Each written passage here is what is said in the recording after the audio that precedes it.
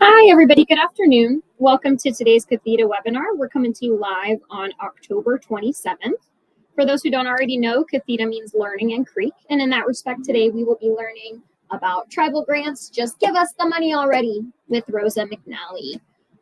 My name is Brooke Warrington. I'm the Training and Development Specialist here at the NLC, and we're so grateful that all of you could join us here today. Please follow along as I read the disclaimer aloud. This webinar provides a summary of fundamental concepts, requirements, and/or procedures within the allotted 90 minutes. The material discussed does not illustrate all possible scenarios that could be applicable. Also displayed here is our copyright infringement law. This is just a friendly reminder that the webinar presentation materials are protected by copyright, trademark, trade secret, and other intellectual property laws.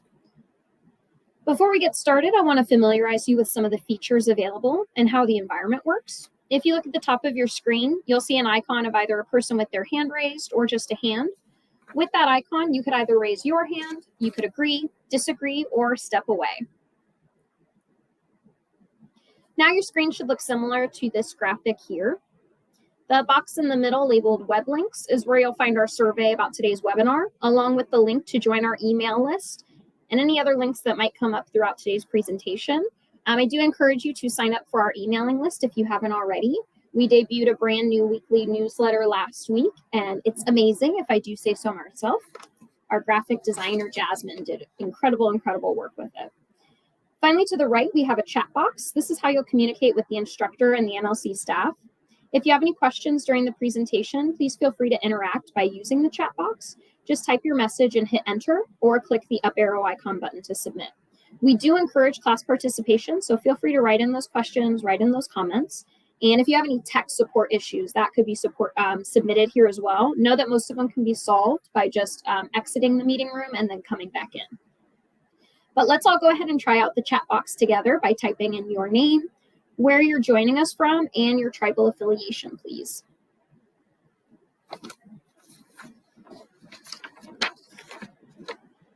All right, folks, with that, it is with great pleasure I introduce today's webinar instructor, Rosa McNally. And Rosa, I'm going to hand it off to you now. Thank you. I'm so glad to see everyone here today. I'm glad to see that people are participating in the chat and saying what it is they wanted to receive today. I see that Nancy had mentioned that she would like to know what to do once she receives the funds, and I had stated we need to do a training on that too. I live in Houlton, Maine. It's up on the Canadian border. We are not close. We're 4 hours from where the tragedies happened yesterday. I am safe, and we're praying for everyone here in our state. I work for the Houlton Band of Maliseet Indians as a grant writer and a project manager. So I'll write these ICDBG grants, but then I actually manage them on the other side. I absolutely love my job. I love this program. And so then on the side, I write grants for other tribes. I help review their applications before they submit them. I provide training, I just absolutely love this program. I hope that this is going to be something that's beneficial to you. I've had some background with municipalities working in their community and economic development offices, and I've also done job training and education center city projects, and I absolutely love doing this. I hope that I did notice another comment that someone here was looking for leveraging, and we are going to be discussing that today too. And I don't know if you're from a small tribe, but the tribe that I work for, we are a small tribe, and it's very difficult to get that percentage of leverage. And as you know, that's really important. So today we're going to start out with rating factor 3. So this is I've taken a lot of the information directly from HUD's training slides. Excuse me, I've got a little bit of a sore throat here today. So for HUD will also have trainings on all these grants. They also provide mandatory trainings if you have received an ICDBG or an IHBG award. And I'm a strong proponent that no matter how seasoned you are, you always learn something. And sometimes the difference in being funded is just 2 points. You also learn a lot from talking to other tribes that when you see how they're doing, what they're doing for a project or how they're doing it. So let's begin for today. And this is rating factor 3 for your ICDBG narrative application. These are the things that we're going to be discussing today that's included in this section of your narrative. For your soundness of approach, you're going to give the description of and the rationale for your proposed project, your budget, your project implementation schedule, how you're going to commit to sustain your activities. And then you can do public facilities, new housing construction, housing rehab, housing acquisition, home ownership, micro enterprise projects, land acquisition projects. So I dare you to find another program out there that covers such a broad scope of what they will fund, and especially if you're a grant writer, you know how difficult it is to find construction monies. So just give us the money already. It's so frustrating, isn't it, when we're trying to work so hard on these applications and they're so competitive. But don't confuse how badly you need the funding in comparison to the fact that you have to be able to demonstrate your need based on the application's criteria. Just get the money.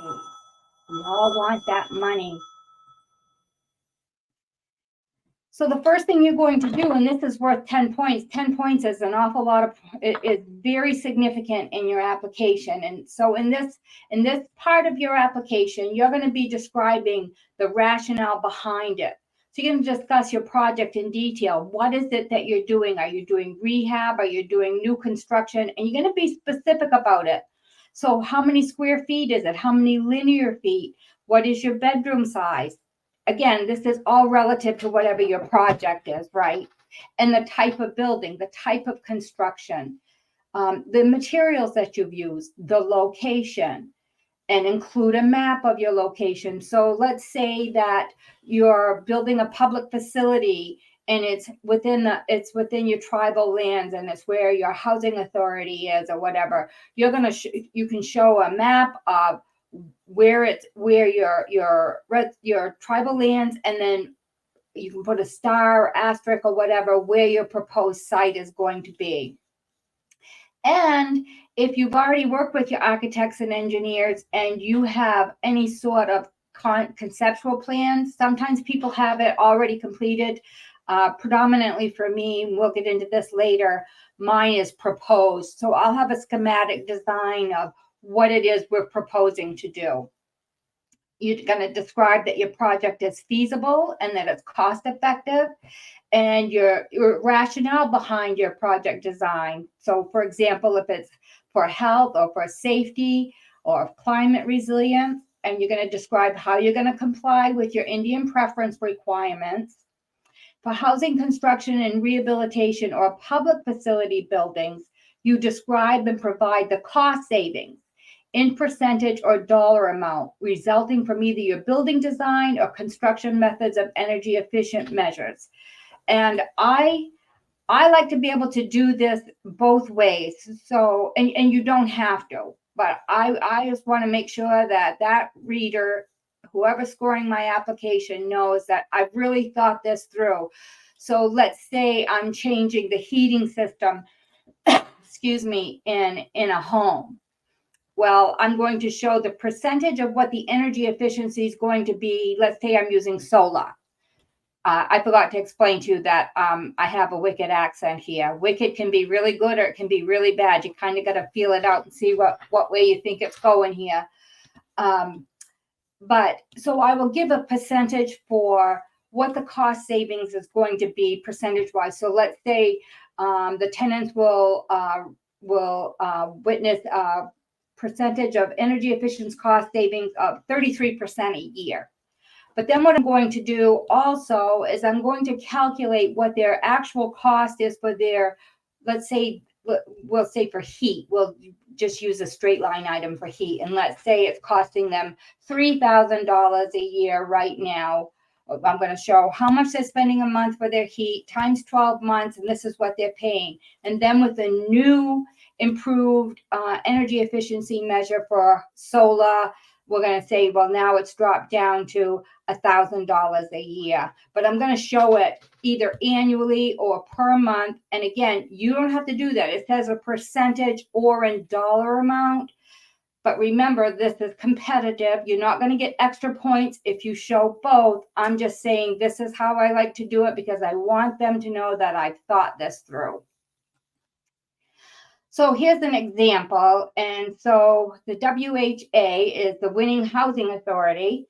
They're proposing to build 12 1,800 square foot, 3-bedroom stick-built homes. So if you go back to what we had stated before, they want to know what type of construction are you going to do. They want to know the size. They want to know how many bedrooms. So we've come right out and we stated that. I also want to let you know that I'm only giving you little tiny pieces of examples here. This is not fully how you're going to write your narrative. This is to just give you some ideas of what this means. But then I'm also going to state attachment rating factor 3, because we're in rating factor 3 right now. Note AE conceptual and floor plan design. So I've already got my schematic design, and then if they want to be able to see what my layout's going to be, how I'm going to do it, I've got that there for them to review. Attachment rating factor 3, note project site map. So like I said before, we're going to show a picture of the tribal land, or if it's in the country and it's a remote area and you're going to build a new development, whatever it is, you just show a picture and then show where your proposed site is going to be. How is the project feasible and cost effective? So what are you using for materials? So I'm in northern Maine.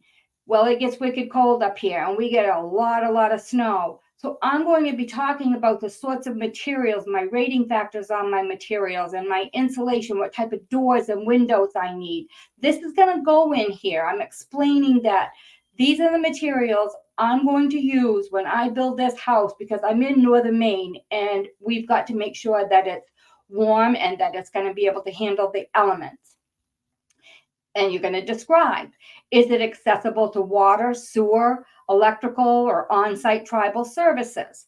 So again, let's say that we have public water and sewer, right? So we're gonna state this. They want to know that if you're building something new, and this is just an example for building something new, do you already have access to water and sewer? Some of you may be doing something where your leverage is going to be Indian Health Services, and they're putting in the septics and wells. Now, they don't match an ICDBG on this, but they do it for home ownership. Or maybe you have another project. So I'm trying to think which program, if it's in roads or something like that the tribe has with the Bureau. So you might already have access to these funds. You can't claim it as a leverage if you've already spent it. So this is where your coordination with your departments come. But you're going to explain, does it have access to the electrical? If not, then you're going to describe that you're going to be putting that in, and obviously your budget's going to include that. Is it on site? Is it close to tribal services? So I've already mentioned, like, what are my R values of my insulation, my windows and my doors, and what is the energy rating or the factor for the mechanical systems, right?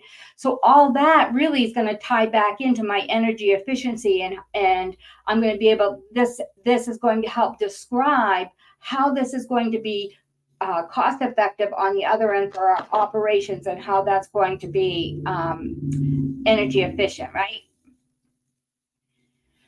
So don't forget, remember you have to discuss how you're going to implement your Indian preference, and you have to discuss cost savings and percentages. We've done all this. So provide at least 20% in energy savings for residents of the homes, and or you could also explain an average house this size annually would cost $3,160 for heat and electric. Based on the design, the annual cost for heat and electric is projected to be $2,258 for a total annual cost savings of $632. That's electrifying. I'm sorry if you can hear my cat in the background.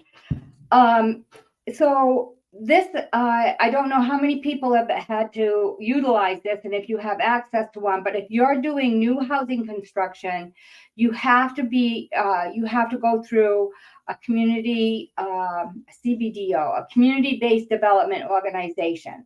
So if the organization has been previously determined by ONAP to be a CBDO, you don't have to resubmit your documentation, but you do have to use one for new housing construction.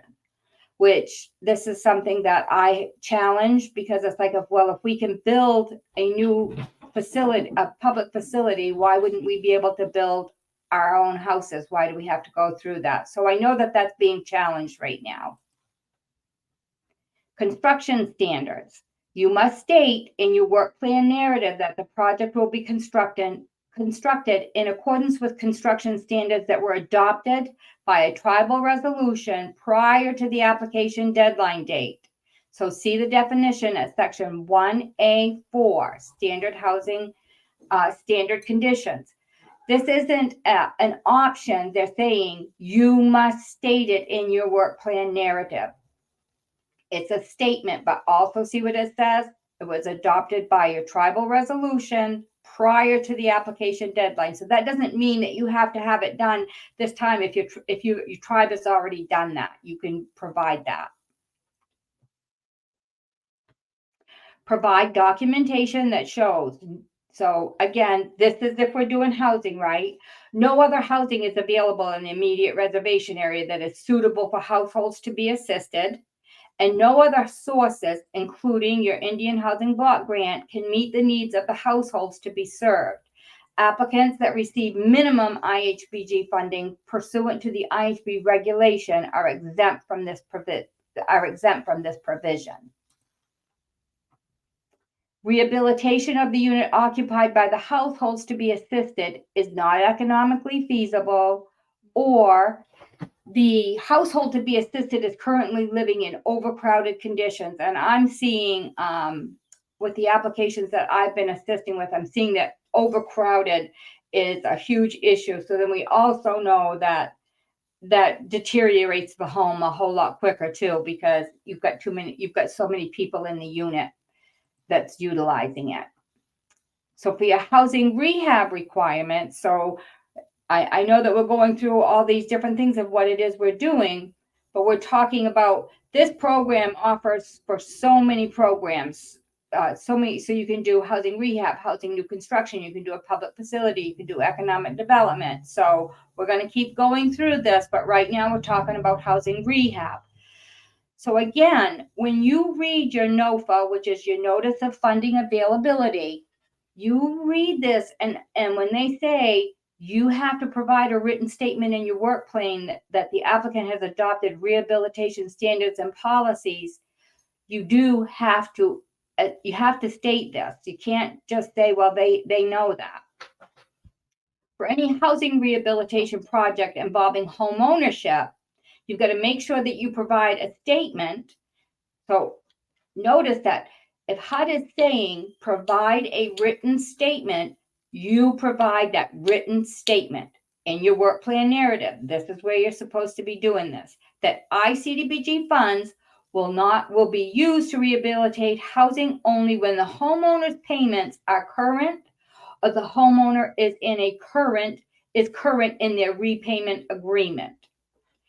So the area ONAP administrator on a case-by-case basis may approve exceptions to this requirement if you provide adequate justification for the exception to your application.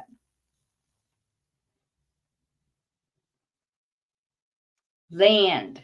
So I don't know how many people have utilized this before, but you can also purchase land for future housing. So you establish that there is a reasonable ratio between the number of usable acres to be acquired and the number of LMI, which is low to moderate income households, to benefit from the project. So now we're getting to the budget, that lovely, lovely, lovely thing that we work and work and work on. When I start writing my grant, this is one of the very first things I want done. And sometimes if you've already done my pre-planning well before the NOFA comes out, I already know what my budget's going to be because I've already worked on it with my architects and engineers. And we might have to, excuse me, we might need to make a few revisions, but your budget is actually going to tell you what it is you can afford to do. So you can go in and think, oh, we're going to do solar, and then we're going to do this for outside, we're going to have this playground, we're going to do all these wonderful things. Well, then when the architects and engineers puts the budget together and you look at it, it's like, oh my gosh, we're way over budget. So this is going to help define to you what is affordable, what is reasonable, and you always want to be able to have enough of a contingency in there so that hopefully you don't have to value engineer, that your project is really a reasonable budget. And you're going to have to submit this form, your HUD 4123, and that is your cost summary budget. If you want 10 points, the budget is thoroughly prepared. It's mathematically correct. And so I don't know if any of you have done this before, but I know that I have, that I've gone into my Excel spreadsheet and I put it all in there and thought that it was correct, thought that the math was correct, but it didn't refresh. Or maybe I added another cell at the end of it and it didn't include it. So always double check your numbers. Your budget is reasonable and it reflects your construction cost for the area. Now, I think we've all seen a huge, massive change in cost of construction, and especially since COVID, right? And in my area, and I'm sure with some of the rest of you, that if you end up doing construction in the winter, it far exceeds what your budget is, especially like if you've got to pour concrete and you're trying to cure it and then you're heating.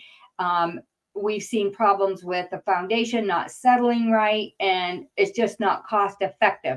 So you want to make sure that when you're looking at this and you're projecting when your project is going to be awarded, when is the best time to actually start that construction, because is it really reasonable? You've got your cost broken down by line item for each project activity, and the budget includes your planning and administration. And you describe the qualifications of the person who prepared the cost estimates. Experience of the cost estimator is recent and relevant. So in my situation, I work with the architects and engineers way before the NOFA even comes out. I already have a list of their criteria, of their qualifications. I'm also going to ask them, and I'll have a little blurb on several projects that they've done similar to this project, and that recent and relevant. Recent and relevant is within the past 5 years. So if all they've really done is put budgets together for paving parking lots or something, that's not the same as building a new home or building a public facility. You want to be able to give an example of what they've done within the past 5 years, and that it's a construction project or it's a rehab project, and that you're going to give the amount for what that project was.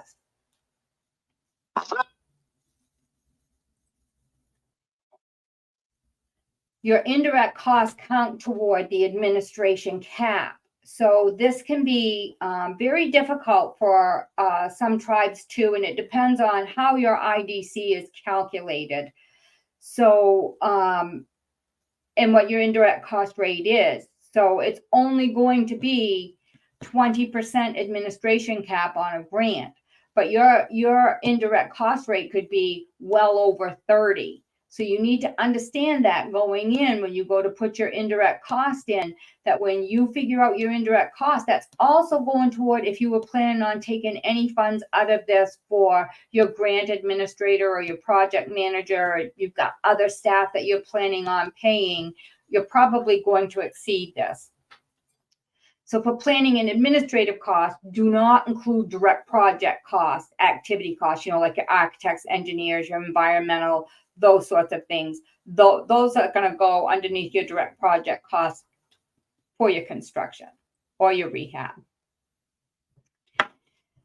Excuse me. If applicable, applicants, including indirect costs as part of the budget, must demonstrate how they're calculating these costs in accordance with their current federally approved negotiated rate. So you want to make sure that your indirect cost agreement is current, but you're going to describe in your budget narrative, you're going to have your line item on your budget for where you're going to put your indirect costs. In your budget narrative, you're going to describe, we get, let's say you are only getting 20% indirect cost rate, and it's only on salary and fringe and travel. Well, your budget doesn't have any travel in it, but you're going to show when you do your budget narrative and you're going to break down your salary and fringe, you're going to also have a line item for your indirect costs, and you're going to demonstrate how you calculated what your cost per indirect cost rate was based on the percentage of your indirect cost rate of your salary and your fringe. But you've got to break that down and show them. So the quality, the qualifications for the people that put the budget together, well, you're probably helping put that budget together too, right? So I put my qualifications in there. I'm the one that knows what my site is going to be like. I also know who's going to have to do the environmental and what that cost is going to be. I know what our staff salaries and fringe are. I know what my limitations are going to be on leverage, or I'm the one that's helping provide that. So I put myself in here too, and then I give the examples of the projects that I have helped develop the budgets on, and again, recent and relevant within the past 5 years. So here's just a little example of a budget. This isn't a full total budget, but it just gives you an example, right? So you've got your personnel for $21,000. You're going to ask this out of your ICDBG. Your planning department, whoever's working in there, they're going to ask for $66,000. Your architects and engineering fees, that's $100,000, and then they're also going to do the project management on it. They're going to charge $60,000 for that. Your total construction, $708,000, and your administration is going to be $45,000. Well, then you can look at your leverage funds. So you can look under construction. They come up with $100,000 that they're going to contribute to the construction. So if you look over at the total, your total construction cost is going to be $808,000. Their administration, they're contributing another $77,000 to it. So you can see what you're asking for from ICDBG, what your leverage funds is, and then what your total project cost is going to be.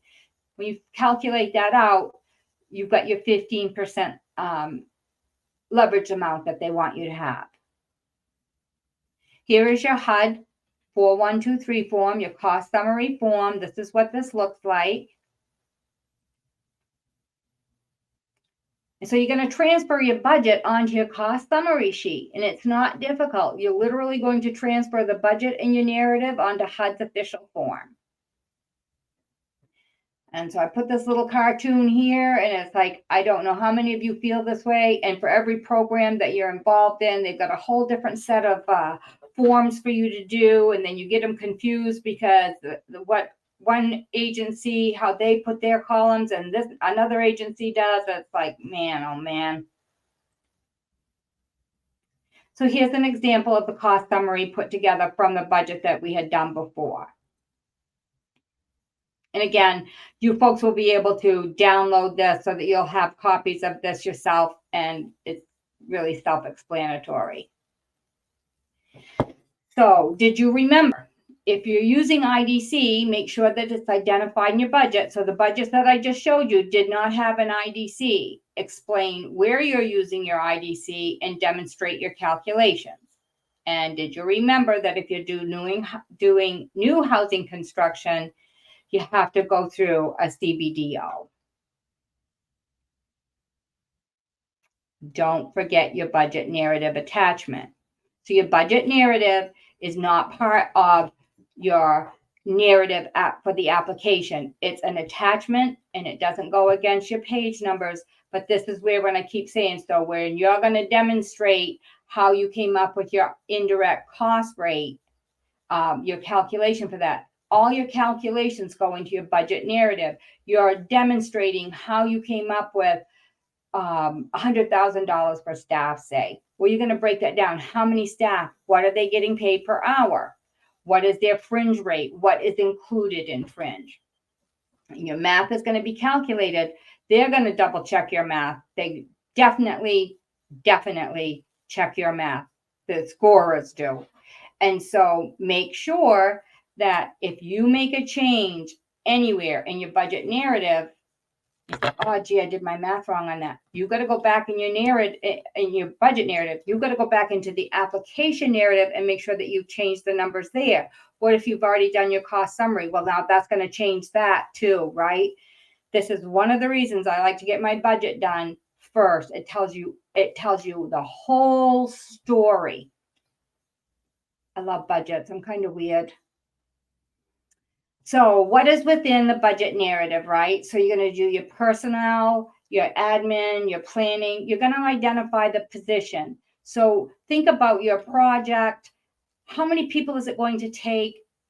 Can your project absorb that, right? Can your budget, I try to go, and I think that a lot of people try to absorb as much of the cost of the administration on it as possible, so that that money can still be put back into the project, because your AE fees and your construction, it eats up the majority of it, and it should.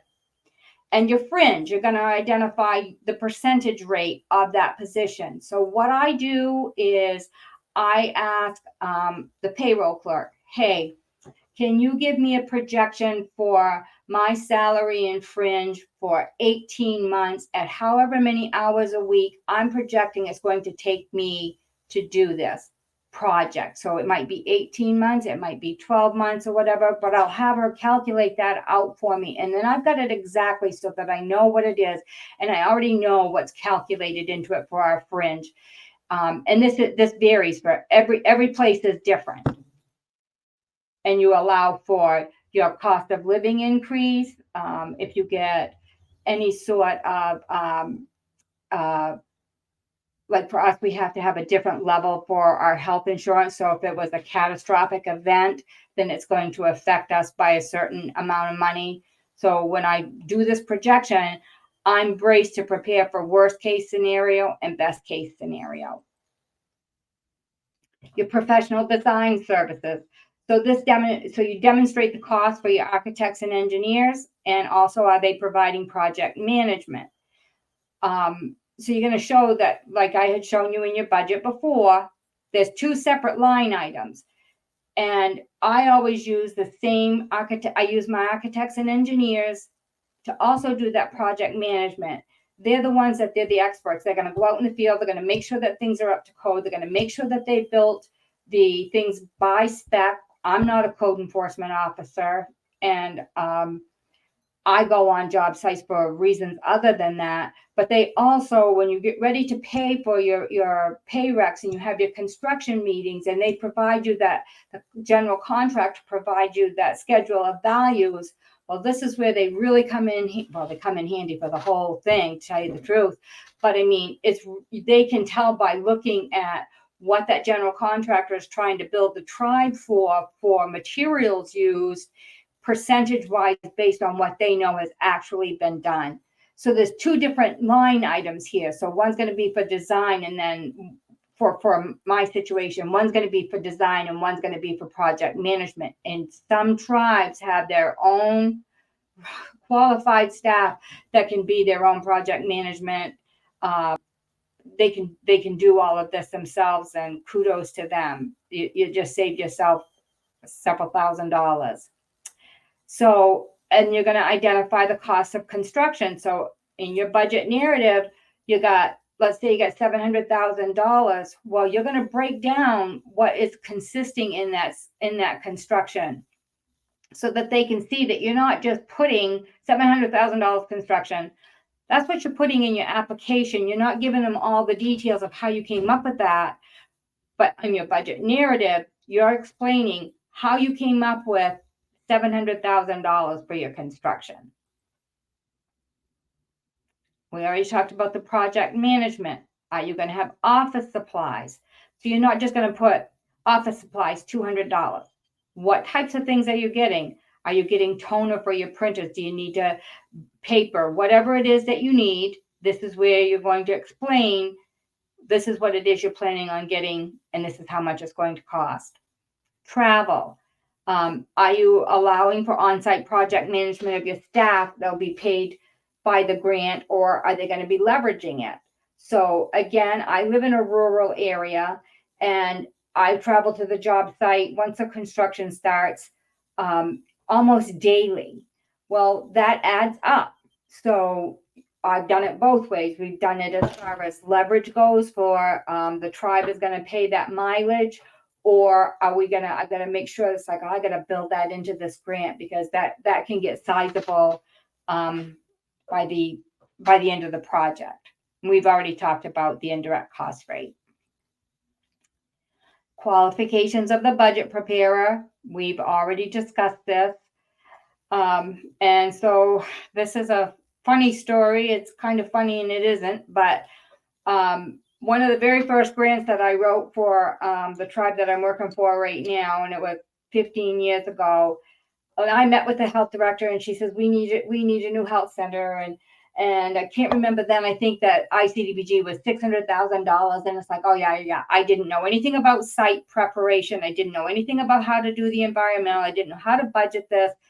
That was the worst grant. I think I got a 68 on it, and I was mortified.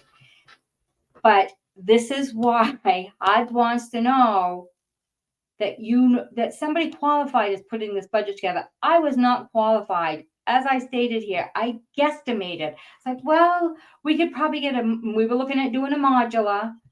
And well, we called a few different places. We didn't have a clue, but I learned a valuable lesson. I've never, ever done that again. And I learned really quickly, oh, I get it now. These are the people, because you don't understand what the cost of electrical is going to be, what type of a heating system you need, what does your site preparation look like, and what is the cost between a slab or a full foundation, all these things. This is why they're the experts. I'm not an expert in this, obviously.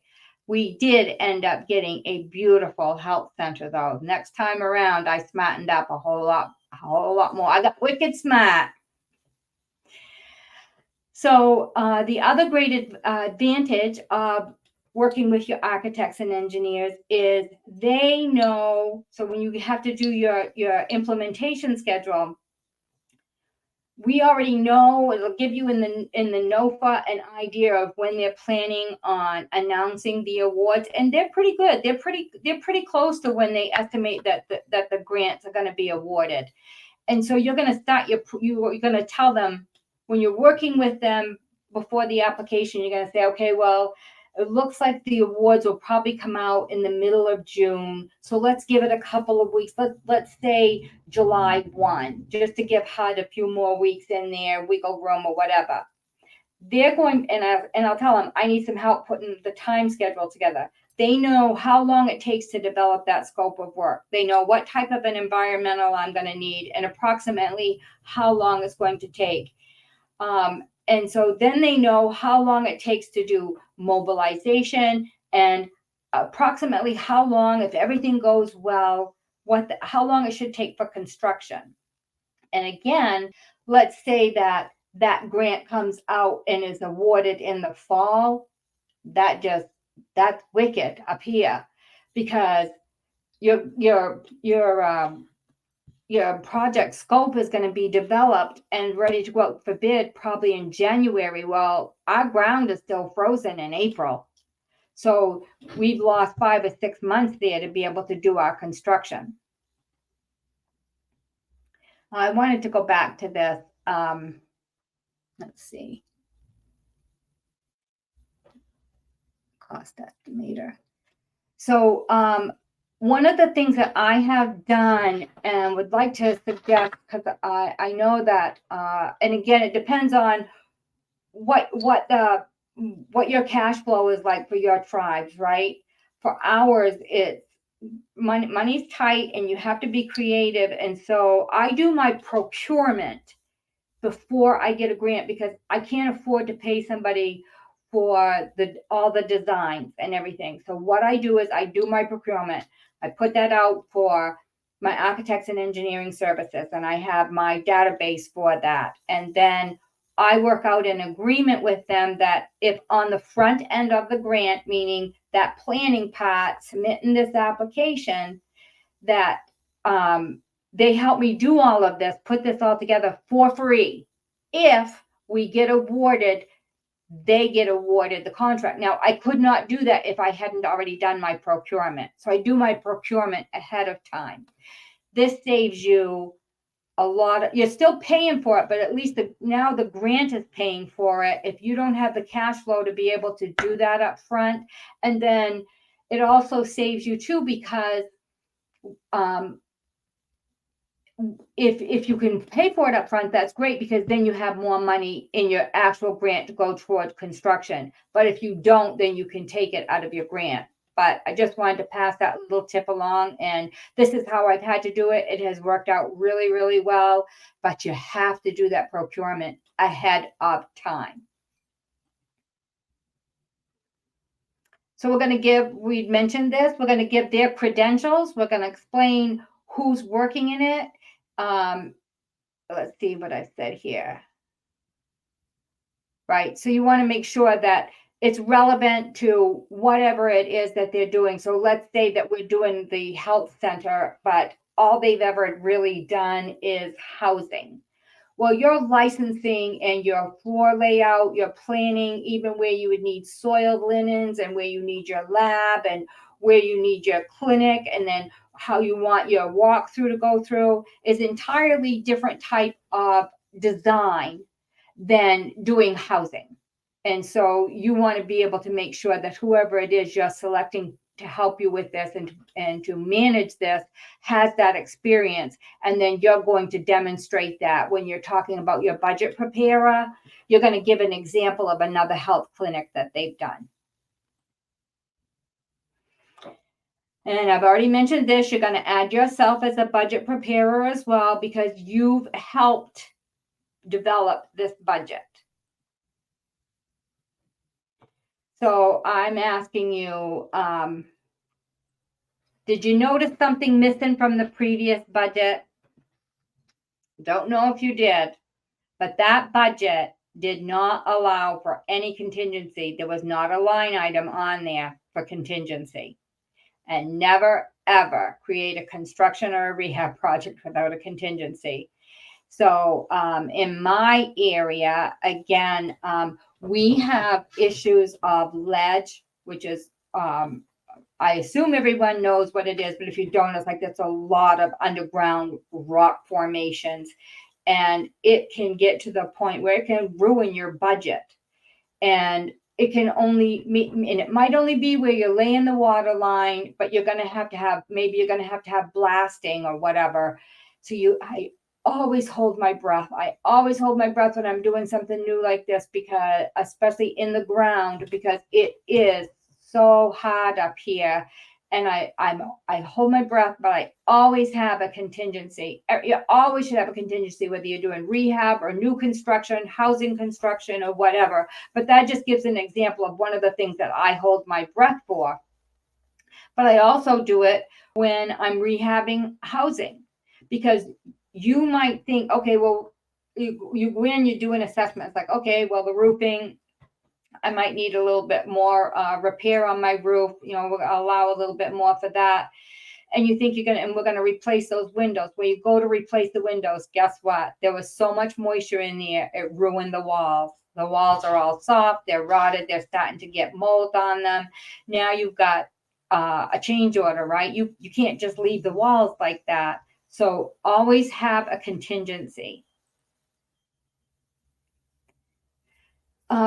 So then this is where I'm talking about once my groundwork is done. If I'm building something new and I avoided that ledge, and then I don't have to take Tums nearly as much as I did the days before, I'm going to immediately know that I can reduce the amount in my contingency.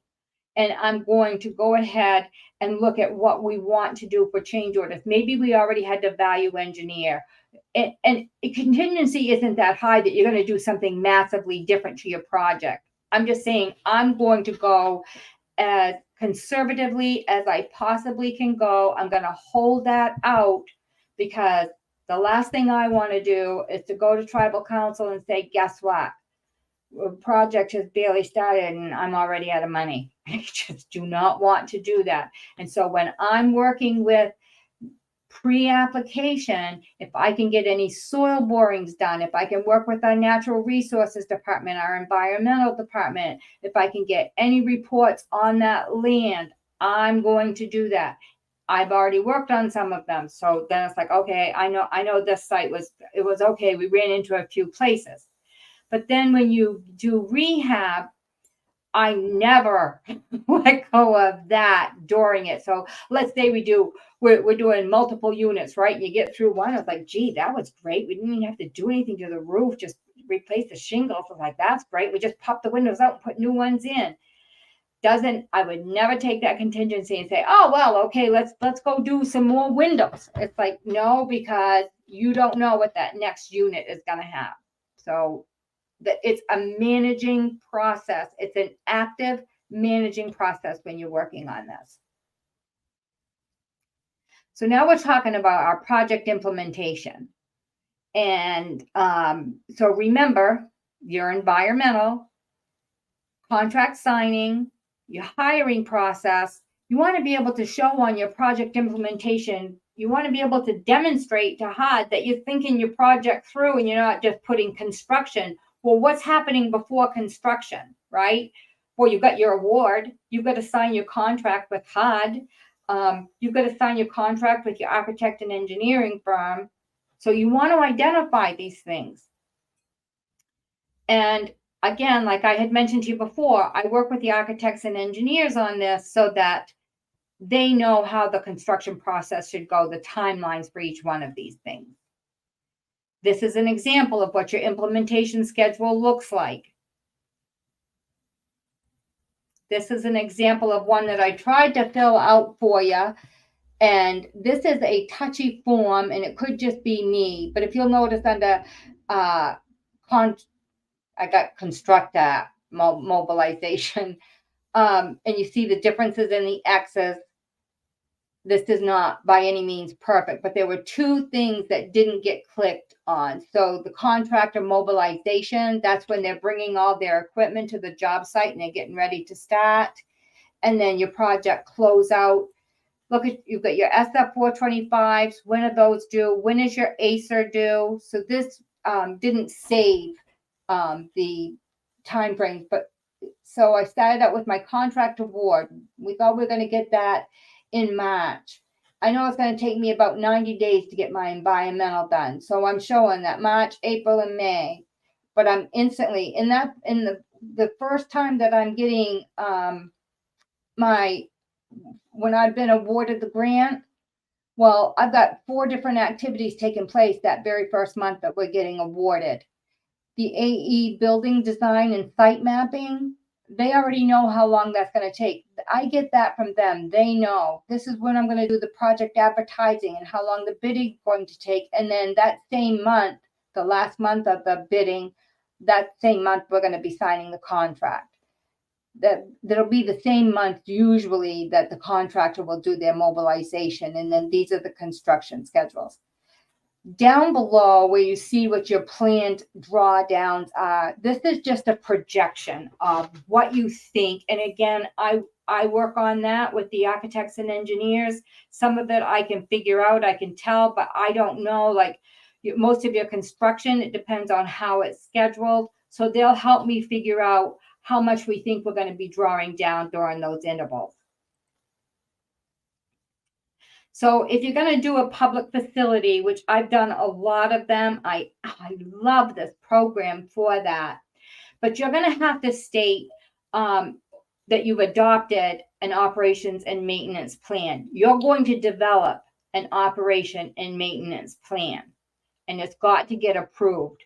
So that plan is going to, and you've got to have you've got to state it in your resolution. This again is for public facilities and infrastructure projects. So you don't have to do this with housing, but you have to do this with your public facilities. So you're going to identify in your plan all the things that it's going to take for you to operate this facility once the project is complete. And you're going to include a cost breakdown for the annual expense and a time frame for maintaining and operating the project that is not less than 5 years following the grant closeout. So what are you going to include in your operation and maintenance plan? So again, this is another attachment. This does not go in your narrative. You're going to create this document with a 5-year budget, and it's going to be an attachment. You're going to make reference to it in the budget part of your narrative in your application to note the operation and maintenance plan. And you're also going to have it identified on your tribal resolution that the tribe approved this operation and maintenance plan. This is demonstrating that you've thought out what it's going to cost to maintain that building and that the tribe agrees with that, and whatever department, or if it's the tribal administration, whoever's going to absorb those costs, that's been identified. So some grant writer isn't going to just go ahead and put this together and say, yeah, sure, this is what they're going to do. And then the tribe gets it and says, say what? We don't have the money to do this. So it's giving assurances of that. So you're going to have your daily and your periodic, your maintenance activities, repairs such as broken windows, capital improvements, fire and liability insurance, security, if you have that. If you have any staff that's going to be maintaining it, cleaning it, like a custodian or anything like that, you're going to put that in there.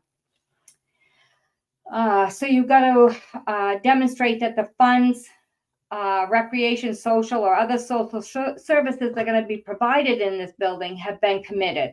And you're going to include a letter of commitment from the service providers. Again, depending on what it is. Let's say it's Head Start, or it's a health center, or it's a youth center. You're going to get the backup information from those directors. So let's say it's the health center here as an example. You're going to get a letter of commitment from the health director, and she's going to identifying the projected cost of operations. I'm not asking her to do that, but I'm going to ask her what her budget is like. I'm going to go over with her what my projection is, see if she's comfortable with that, and then can she absorb that cost? Because if she can't, then we've either got to find another source to absorb the cost for the facility, or you're not going to write the grant. If you're creating a public facility that's going to provide services, you'll want a letter from each provider. So let's say you're doing something with behavioral health. Let's say that they're having this for youth activities. It may be, I can't think of the right word, but let's say it's parents and youth together, that's part of their therapy. Or it's going to be job training, or there's going to be financial literacy classes offered, or social services is providing some sort of programs in there. Indian child welfare, vocational rehabilitation, fitness, Head Start, any of these. If you're doing any of these things, if they're going to be a part of this new building that you're building, you're going to want to add this into your attachments to show that they're committed to this as well, and if what it is they're providing. So get that letter. So I preach it's redundant. As soon as you know you're going to write that grant, get every single solitary thing that you can get now. There is nothing any worse than thinking, oh, well, that's simple. Oh, they'll get me that letter. Oh, they'll get me that letter. And then your grant is due. You've made reference to this program being in there. You've made reference to see the letter attached, and they don't have the letter. And guess what? They're out, and your grant is due. Nothing prevents you from getting that letter sooner. So get a letter from each one of the providers. And again, it's always a good idea if you don't want a template letter, a cookie cutter approach, and that everybody says the same exact thing. They're not providing the same exact thing. So state it for what their services are and what the frequency is of it that they're going to be providing the services for. So I just gave you the little sermon on this, on ask for it as soon as possible. You'll be grateful that you did, and you won't be grateful to yourself. You'll be stressed out if you don't. And you'll be surprised how long it takes to get some of the stuff that you need. So if you know what they're providing for services, and if you understand their impact, sure, help them out and help create a letter for them, and then they can edit it. So I think that almost every department is probably doing at least a 1.5 full-time job. And when you go into work and you can have all your priorities set for the day of what it is you need to get done, we all know that that can shift quickly. Well, it does for everybody that we're trying to work with too. And so whatever it is you can do to help them, make it faster, make it easier. I'll write the letter, say, go ahead, and I'll send it to them as an attachment. Please feel free to edit, change, whatever it is you want to do, put it on your letterhead. Could you please sign it, scan it, and send it back to me? So that's a suggestion. You don't have to do that. For infrastructures projects like water, sewer lines, or roads, the applicant only needs to address the first three: maintenance, repairs, and services for the first 5 years. Community center, which program is paying for the cost, otherwise state what portion and percentage it is of the overall budget. So it's a 5-year projection, and don't submit a flat funded budget for 5 years. Everything goes up. So make sure when you're looking at that budget that you projected, and be realistic. You know that the cost to maintain your home has gone up drastically in the past 5 years, and so too will this facility. Economic development projects. I've never done a grant for ICDBG for economic development. I'd absolutely love to before my time is up, because it's a high demand, and I don't know that our economic development officers are aware of this. I'm going to breeze through this because my time is running here, and I want to try to make sure that I can get through, especially because I know there's interest here for the leverage. So this is all in regard to what is required of you if you're going to be able to put an economic development budget together.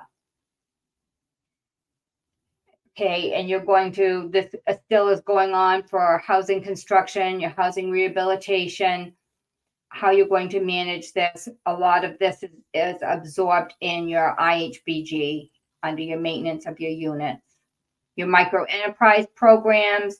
Again, this is an awesome program, awesome opportunity for micro enterprise. And I think that we have a lot of tribes that this would really apply to.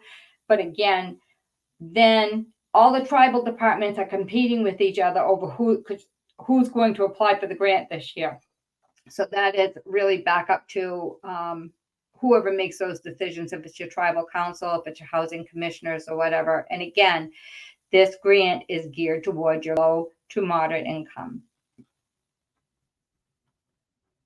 And this is how the scoring for the micro enterprise goes. Again, you can download this information and review it. Your land acquisition, what it is you've got to be able to make sure of, that you're identifying when you're going to purchase your land. So you're also going to want to be able to identify in your land acquisition if there's any nearby social and community services, if there's any known environmental problems, is it zoned for housing, and you're going to indicate if the units will be constructed within 2 years after site purchase.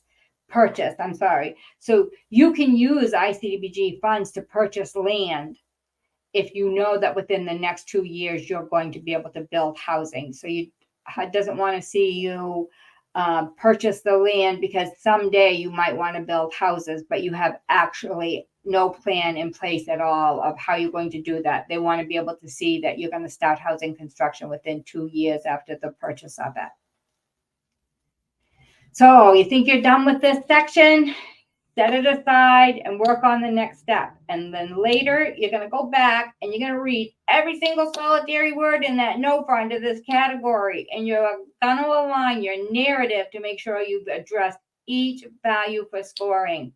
And sometimes you can't see the forest for the trees. And I cannot tell you how many times I have submitted a grant and I will wake up in the middle of the night, 2 or 3 nights after. It's like, oh my God, I forgot to state that.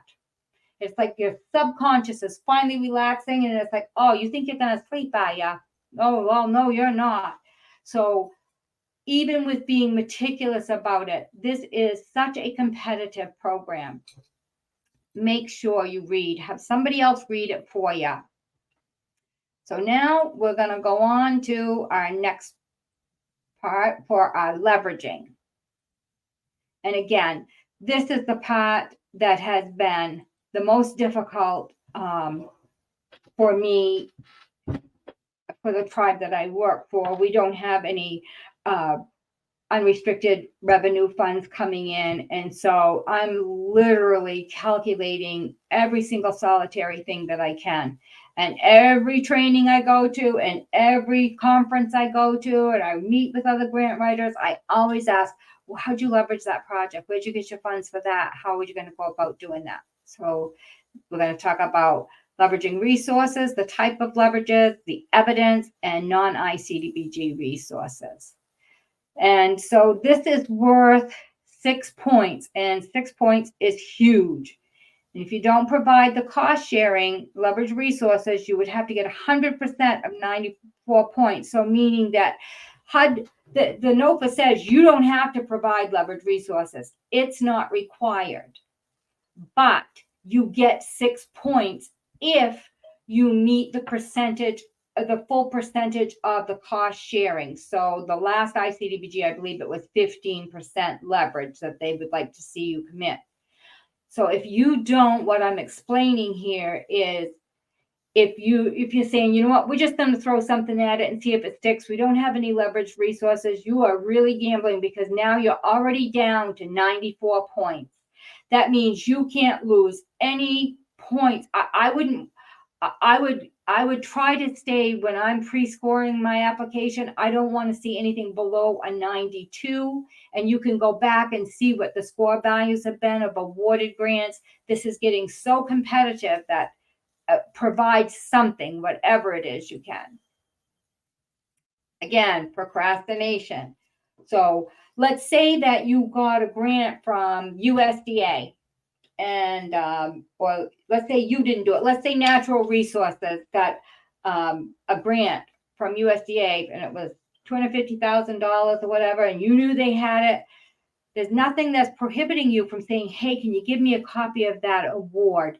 Scan that and keep it in a folder for this so that you've got your leverage, that part of your leverage, if it's your full leverage. I've written a grant before for housing rehabilitation, but I also had received, it was getting to the point where we've been notified that we got a grant funded for the Federal Home Loan Bank. Now, I hadn't started spending that money yet. I hadn't, but I got my notice of award. Instantly, I make a folder for the grant. I have a folder for my leverage, and you're going to scan that, and you're going to put it in there. And then remember, this needs to be stated in your tribal resolution. So creating your budget, you're going to demonstrate your leverage and which category you're obligating the funding. You're going to calculate it in your budget narrative, identifying the same thing. And if you're obligating it for construction, use the same formula that the AE firm or staff have provided for you. So let's say that, okay, for instance, we'll go back to the example that I just gave with the Federal Home Loan Bank.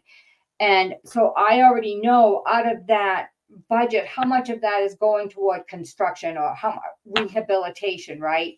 And I'm going to take and apply that toward my leverage. So my budget, excuse me, under my construction, I'm going to show that we're going to be able to do more units now, which is what my application is saying. So if I didn't have that leverage, I might only be able to do 22. But now that I have the leverage with the Federal Home Loan Bank, I'm going to do 56.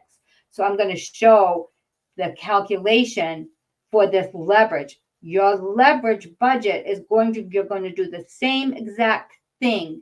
You're going to show your math on that. So don't make a promise that you can't keep. This is really important. So all leveraging must be secured and used by the end of the period of the performance. Other federal sources are only allowed to be used as leveraging if permitted by a program's authorizing statute.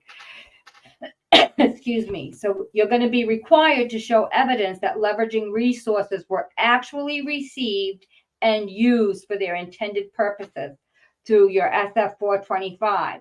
So each quarter, when you're doing your SF 425, I've already calculated how much of my leverage that I've used and what the source is. And it can be multiple, especially in my situation.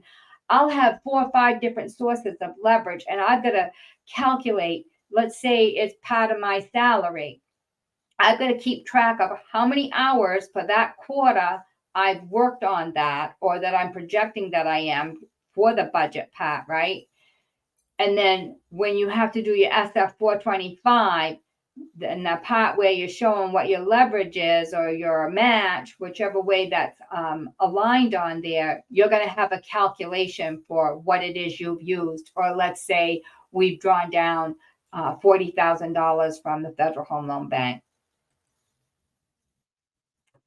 Well, what happens if your match falls through? This is actually kind of like one of those things that makes you catch your breath, because this is right in the NOFA, and it says, if you do not provide HUD with the evidence of the firm commitment from the original leverage source or an alternative source within 6 months of the date of your grant approval, or if the anticipated leverage is not provided, HUD will re-rate and re-rank the application with the updated leverage information. So let's say you got your full 6 points because you provided your leverage, and the leverage that you thought for sure you were going to get because you've got a grant that's outstanding and you qualify for the grant, but they're still going through that grant process and scoring you.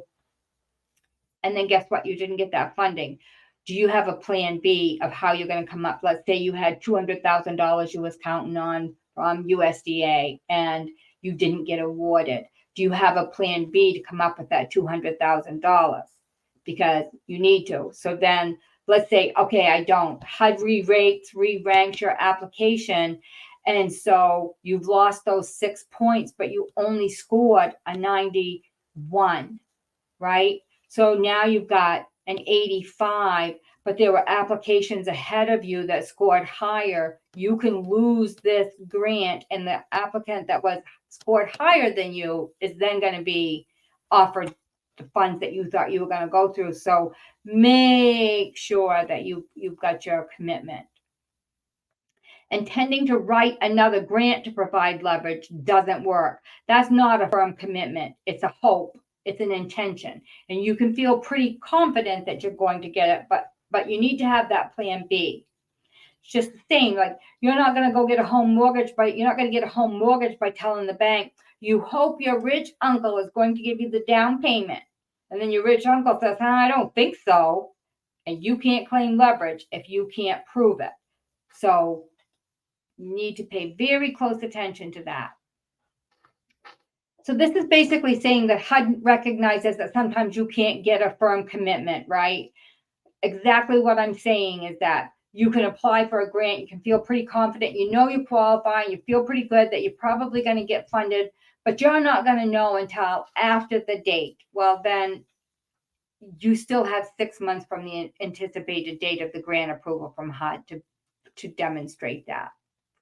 So this is where I wrote 100 years ago, or so it seems, I did this very thing when I was writing a grant, and I had an application into USDA, and I felt confident we were going to get it. But back then, just because you had an application, they wouldn't take that as a consideration and say, okay, well, within 6 months of the award, you've got to be able to demonstrate that, you know, you've been awarded that.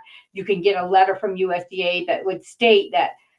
Now what you can do is you can get a letter from USDA and say, yes, the Holton Band of Maliseet Indians have provided a application. This is what it is they're planning on doing with it. So again, it's basically stating that, yes, this is going to be a match for this program. It's not like I'm trying to create something else, but use that as a match. And then if we get that award, then they're going to go ahead and catch that. They're going to, HUD's going to go ahead and capture that. But back then they didn't do that. So I'm excited to see that they've changed some of that now. So if your leverage doesn't come through, you're in big trouble unless you have a pocket full of money. Okay, so you want to remember that environmental review, right? And it's like, why is this mentioned here? Why is the environmental review mentioned during the budget and the leveraging part? And it's because you cannot start construction. You can't submit to have any funds. You can for your administration and your architects and engineering fees, but you cannot do anything until you get an approval, till that environmental review has been completed. So if you receive funding, it's like, well, Federal Home Loan Bank didn't make me do that. I can go ahead and start for them. It's like, no, you can't. Federal Home Loan Bank was utilized as matching. So you can't use your leverage. You can't use any funding to start construction, to start rehab, to commence that project until you have gotten your environmental completed and you've submitted your request for release of funds, and you've been approved for that. So what percentage do you obligate for your leverage? Last time it was 15%. How do you calculate the 15%? This has always given me heartburn. But you're going to take your amount. It's 15% of your total project cost. So if you're applying for $1 million, your leverage is $170,000, making your total project cost $1,170,000, and then you're dividing your match by your total project cost, and that's how you come up with your 15%. And you want to get you just really want to get your full points there if you can. And I know it's hard. So here we go. Here's some examples of some leverage that this is what you can't use. So you can't use your indirect administrative costs or the value of an existing facility. If your application is to expand or rehab an existing facility. So as far as what is the indirect administrative cost, you can review 24 CFR, 2 CFR. So this was, I am a proponent of asking questions. I encourage people to ask. So as I'm stating here, it's like I'm pretty good at negotiating, and some would label it as I ask too many questions and I argue. But I negotiated my rationale with HUD on this very issue of the existing facility because I had a current appraisal, and my argument was, well, here's the proof of the value of the facility and the project's actually increasing the value of it. Well, it didn't work. I thought she was in control. How wrong she was. Oh, sorry about that. But ask, speak up, bring your concerns. So when you see those Dear Tribal Leader letters, you know how many letters our tribal chiefs get, how many emails they get. It's impossible to manage it all. But I don't know about you. I know that I speak with our chief frequently. And so I bring these concerns up. When we have USET and we go there in Impact Week in January, February, and we go on the Hill and we talk to our representatives, I bring up these sorts of concerns that we have and just say and I offer solutions. as well. I don't go to be rude, but I keep asking questions and I keep promoting ways to improve the program, or what are some of the barriers for us in submitting these applications. So before you make your commitment, you have to understand that you have to have evidence and documentation. So you're going to make sure that you have it in your tribal resolution, committing what it is and the value of it. So here's some things that you can do for your tribal resources for your leverage. So cash is always quick and easy. And if you've got it, good for you. I am so glad for you. Equipment. You can check out 2 CFR 200. It explains equipment, depreciation, loaned or fair market. Your tribal maintenance department. Can they complete any of the tasks? Perhaps demolition, haul debris, paint, install exterior steps. And notice I said tribal maintenance department, not the tribal housing authority department. If it's housing, put it in your IHP. But I've had them build as part of a project that I was doing, we also needed a storage unit. And again, I don't have the money to be able to go out and buy the materials to do it. The grant's going to do that, but I'm going to have our tribal maintenance guys build that storage unit. And so I've got to meet with them. We've got to have the design for it. We've got to figure out what we need for our materials for it. So that part's going to come out of the grant. But then I'm going to calculate how many guys is it going to take to do this? How many hours do you think we're going to do this? And then I'm going to commit that as a leverage for what it's going to cost them. Or they may have the funds to be able to pay for the materials to do it. And then I've got the full leverage there. Soil. Who would think that you would use soil? But this is what I have had to do. I stockpile soil from all my projects. And it's to the point if I find a rock, I drive to the site and throw it in the stockpile. I'm just kidding. But I have small amounts of fill, loam, gravel, and it doesn't add up to much. But I have the AE firm calculate yardage and types of soils I need for the project. So when I'm developing my budget, they can tell me how much of it is I need.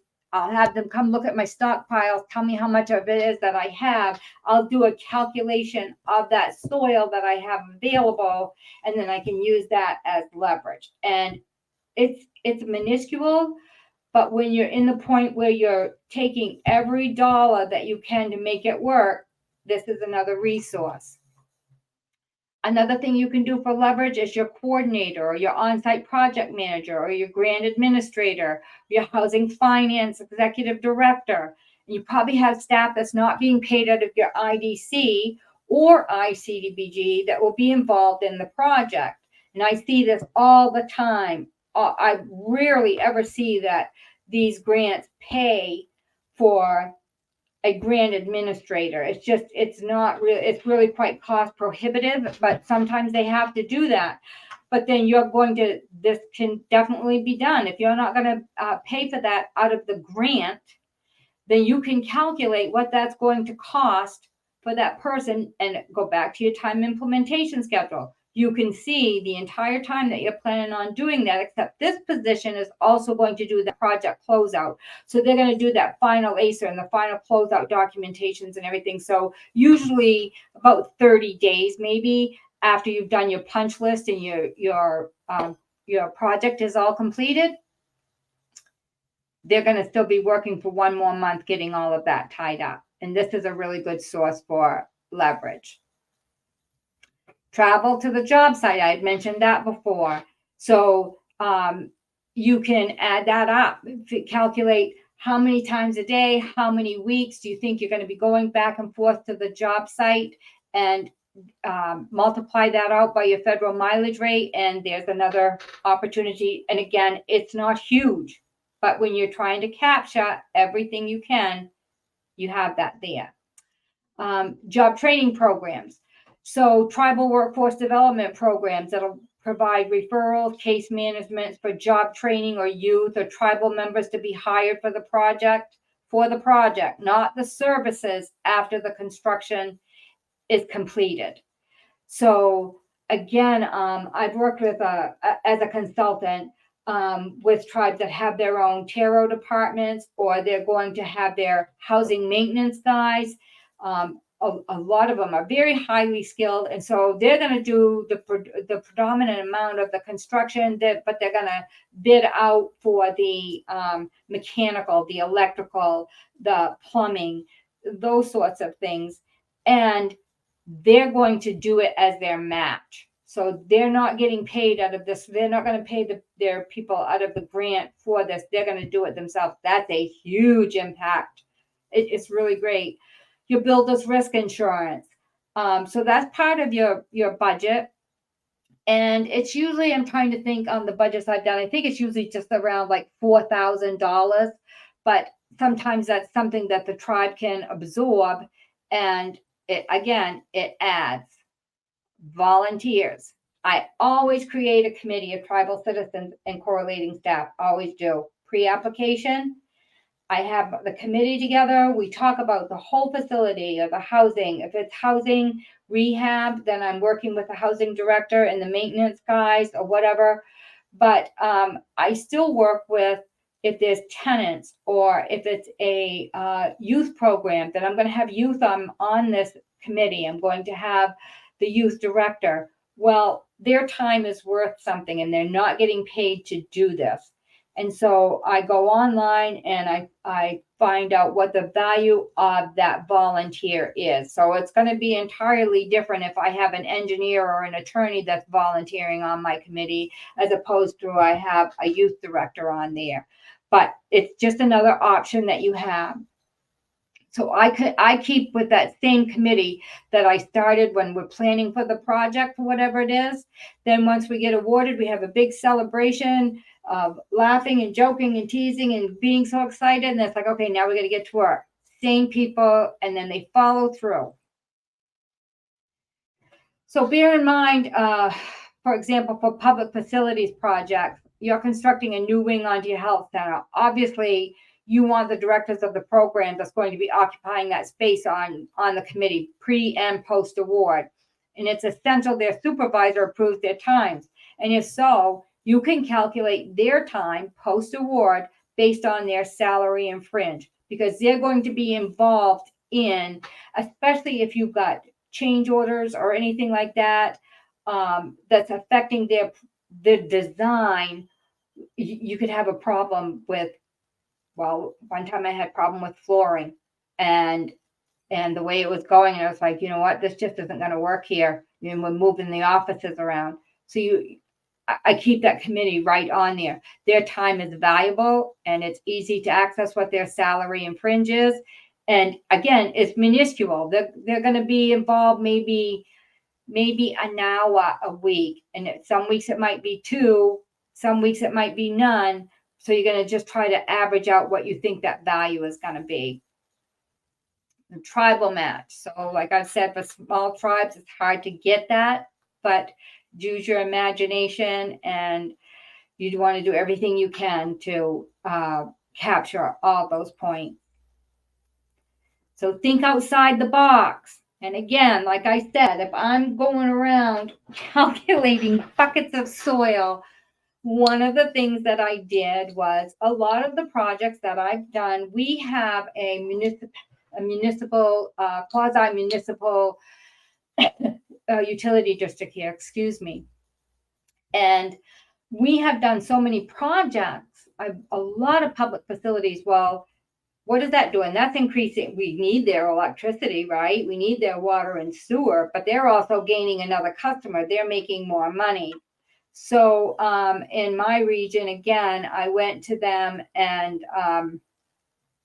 I asked them if they could contribute to, I was doing a lighting project for an athletic field, and they gave us a transformer, and I had them put it in writing on their letterhead. That was worth $5,000. Most GCs don't include heating. Okay, this is another thing. So most GCs in our area anyway, if you're doing construction in the winter, internal construction, they're not going to include, they're not going to carry the heating of the facility. And this drives me a little bit wacko, because when they're not paying for the heat, they think nothing of leaving the doors open back and forth, back and forth, back and forth. But then it doesn't drive me crazy because they add a markup on that anyway. And so it's like, okay, so you do a projection of, you're going to go back and you're going to look and see. It's going to be hard to do if it's a new facility, but you'll have your architects and engineers help give you a cost of what you think it's going to cost to heat that place.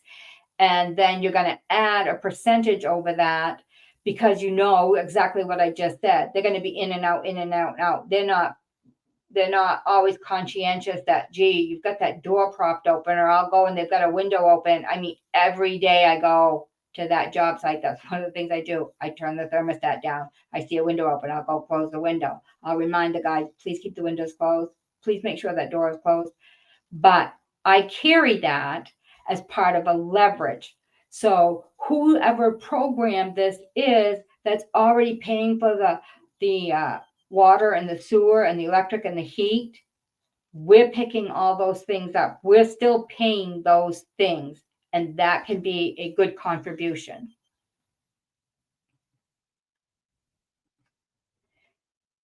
Oh, let's see.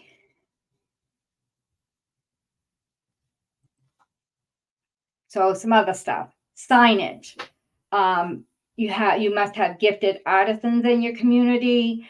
Can the tribe afford to pay for the sign? Can you have someone create the sign for you and assign a value to that? Which I don't like to have somebody do something like that, especially when they're a gifted artisan and you're not paying them, but maybe you're giving them a stipend for what it is they've done.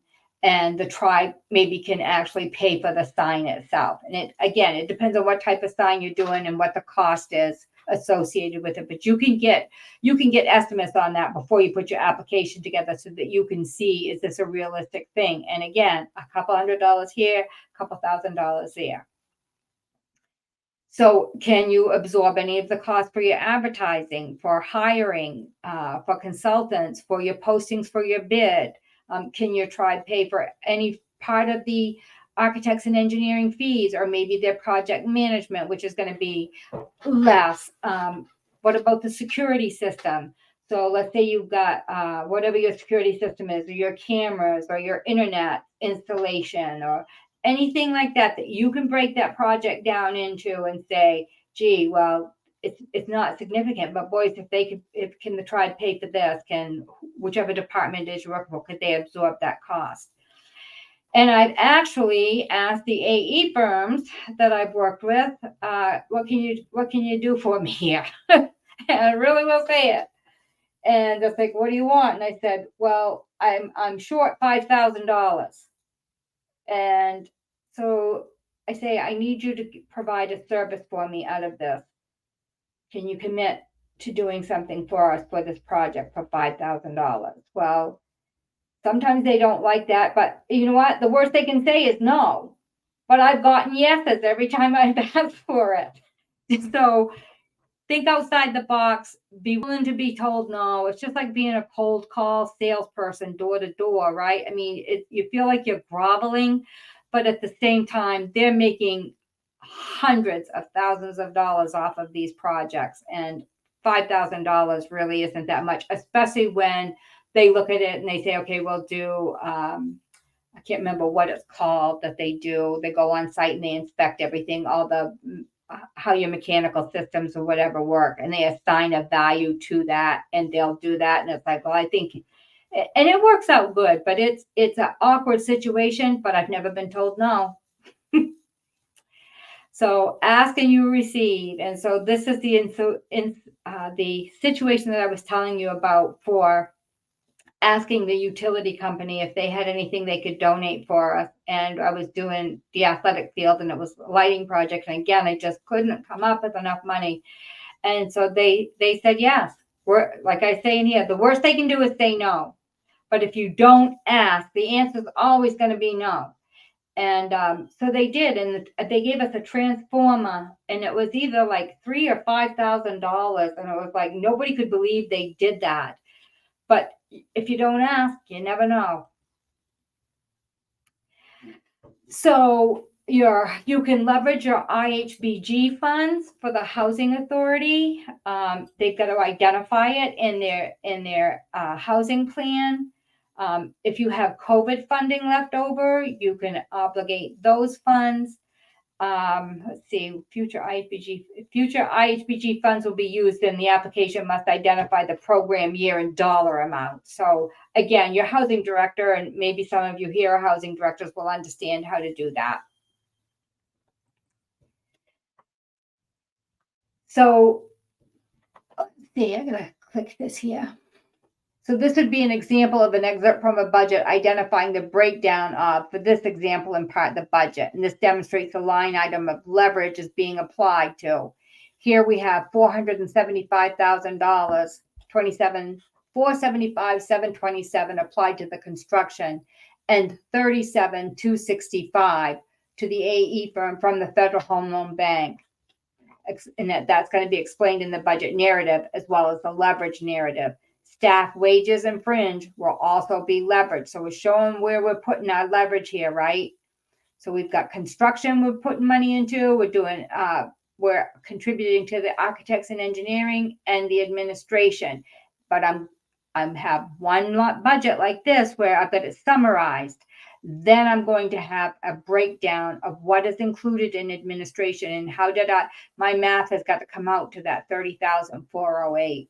The same with the construction. That contractor, not the contractor, the architect and engineer is going to help me with the math on that this is how they came up with that number and what's included in that. So this gives you an example of how you put your leverage budget together. Remember how I said, based on 4 hours a week times 31.32 per hour times 52 weeks. This is just an example of how you can go about doing that. So notice the breakdown. I've already discussed all of this as far as the architect and engineering firm. I have them have it on their letterhead. So I'm going to have several copies of this budget just because I'm neurotic. So I'm going to have it in the application narrative. Then I'm going to have it as an attachment. I'm going to have an overall budget that I put together. And then I'm going to, just to demonstrate that the architects and engineers actually help put this together, I've got it on their letterhead as well. So that I'm not just saying that they helped me, I've got proof of it. So remember about your contingency. Remember that it's going to be reflective of your construction costs. And we've talked about COVID and all the problems that we've had with the cost and the materials. And it's been extremely stressful for all of us. It's not unique to anybody, but we're doing it. We're making it happen. But we made it. What befalls the earth befalls all sons and daughters of the earth. And this is what we're doing. And we are so blessed to be able to be a part of all of this. Other federal funding. Indian Health Service. I have had great success working with Indian Health Services. I love Indian Health Services. They have engineers on staff. They have, I don't know if it's that they're engineers too that come and they do site inspections or whatever. Well, they'll give you reports.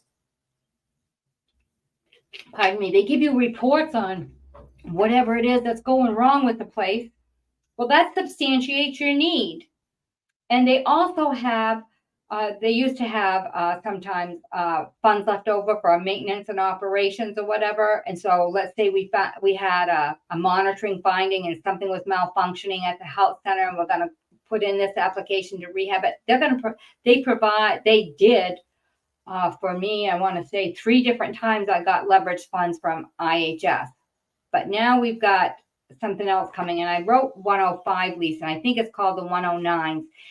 And probably all of you here are aware of this, and I haven't worked with this yet, but the Bureau of Indian Affairs and Indian Health Services, they're starting this, and it's probably been going on for several years. We just haven't gotten it yet. And I think it's called 109 lease agreements. These are just phenomenal. And so it's an application that you have to put together. It's a formula based on your square footage, and that you have to have one of these programs. but it replaces for Indian Health Services the fees that not the fees, but the amounts of funds that they were getting for their maintenance and operation line items. And it was minuscule. It was pathetic, really. It was really sad. Bureau of Indian Affairs didn't have any monies to help. Well, you think about it, the tribes are maintaining those offices and they're keeping them heated and everything for all these years. So now you can enter into this lease agreement. Well, this is huge for us as grant writers to be able to demonstrate on that leverage and on that maintenance and operations side if we're doing anything that's affecting these programs. So keep your eye open for this. And again, check and see if it's, I think it's 109. I can't remember if it's 109 or 105, but your program directors will know about this. It's phenomenal. It's a lifesaver, and it's absolutely great for us. USDA. I use USDA Rural Development a lot. So I have used them for commercial kitchen equipment. I've used them for fire suppression hoods. So with construction grants with ICDBG, we can't do equipment. We can't do appliances. It has to be permanent fixture, period. And so I most always try to match my grants with rural development. And for our state, the state of Maine, they're really great. They're great to work with, and they help you with putting your application together because it is convoluted. It's like putting a commercial bank application together, but they work really well with you. The process is really easy on the other side of once you've received the funding. But I have used them for multiple projects. Really good program for you for your leverage. Federal Home Loan Bank, I've mentioned them. They're another excellent source of leveraging. And I don't know if they've increased their funding or not, but the last time, so I've applied for them. First time I applied, it was $500,000. Then I was getting ready to write the ICDBG. Federal Home Loan Bank called back and said, guess what, Rosa, it's going up another $150,000 this year. How about if you reapply? I'm like, oh, how about not? But for another $150,000. So we obviously did. We got awarded that. And so that canceled out the $500,000 one. We just went and applied again because it had increased by $150,000. But when you're looking at $650,000 and you're trying to do housing rehab and you're trying to get a ICDBG, that is a sweet, sweet leverage. Community Development Finance Institution. So I don't know really where you're from, and if you have them. We have a Native American one here in Maine, and it's for the tribes. And so sometimes it may be that they're going to be providing a match. So if we're getting ready to do a home ownership program, they also receive funding from other banks, or they can provide it at a different interest rate for us, or they can, they've written a grant, or they can help with the down payment assistance for somebody that's already been qualified. So that's another good opportunity. So leverage resources must be for the same proposed project. So you can't be using your leverage projects for housing rehab, but you've got money from the Federal Home Loan Bank to rehab your health center. Might sound like that's just common sense, but sometimes it's not totally understood. So your letters of commitment's got to include your donor's organization name, the specific funds proposed, the dollar amount or the in-kind resource, the method of valuation, the purpose of that resource within the proposed project. So it's going to be relative, right? A memorandum of understanding or agreement to participate, including any conditions to which the contribution may be subject.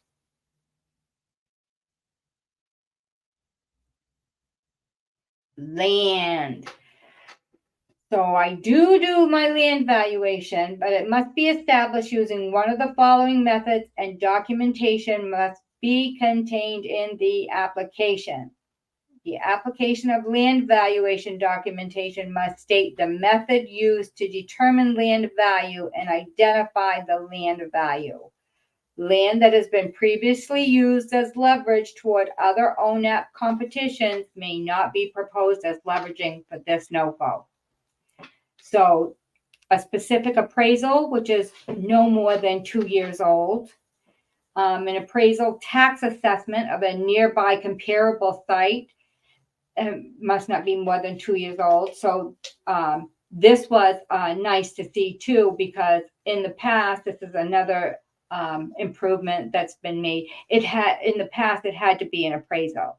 But I think that it was 3 years, it could be 3 years old then, but now you can do a comparable with like the tax assessment. And in a reasonable extrapolation of land value based on current area realtor value guides, or reasonable extrapolation of land value based on recent sales of similar properties in the same area.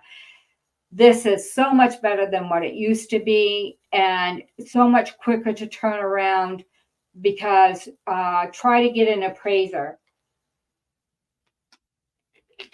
can be timely. Just because we're ready to write a grant application doesn't mean that they're not going in 15 different directions. So how are you going to score in this area? If you can come up with that 15%, you're going to get the full 6 points. And it goes down and tells you, based on the percentage of what your leverage is, this is what the score is you're going to get. And obviously, if you get 2% or less, you're just going to get 0 points. This is why they make Rolaids. And that's it. We made it. A little over. This was a lot of information. And I know that you can download the information. And if you want my contact information, you certainly can have that. They'll provide that for you. And if you want to reach out to me with specific questions or clarifications, please feel free to do that. And I hope that you're successful. Thank you.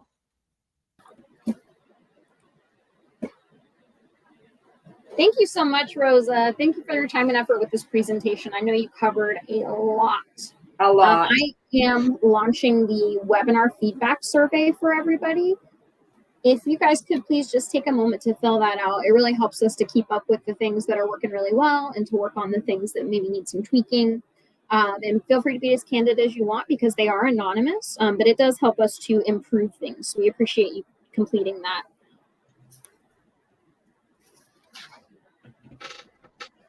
We hope you can join us for our next webinar. That is going to be on November 1st. That is next Wednesday.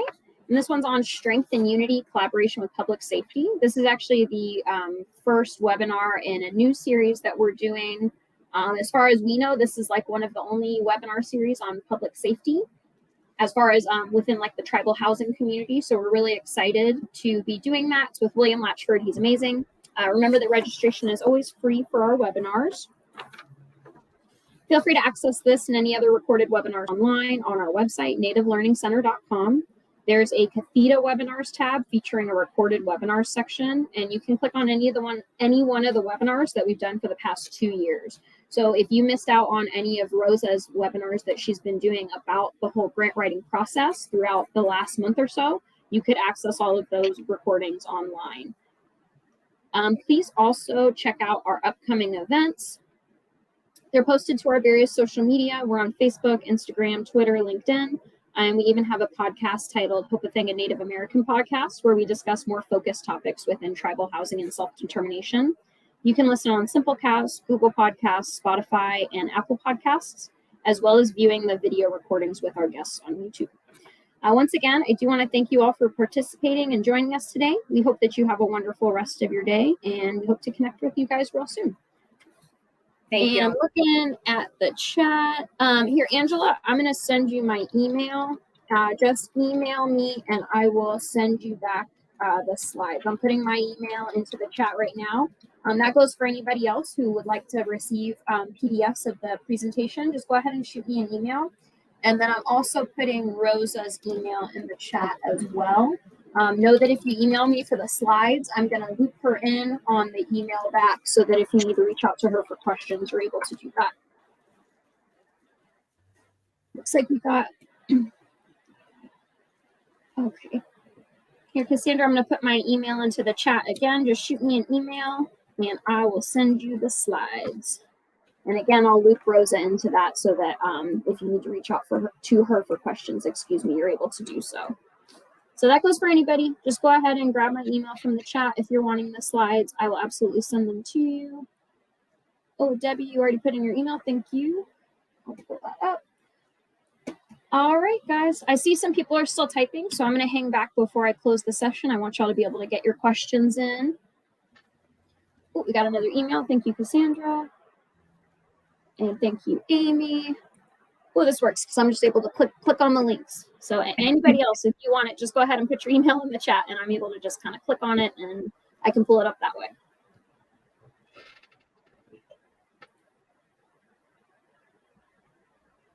Looks like somebody's still typing. I'm just going to hang back for a moment.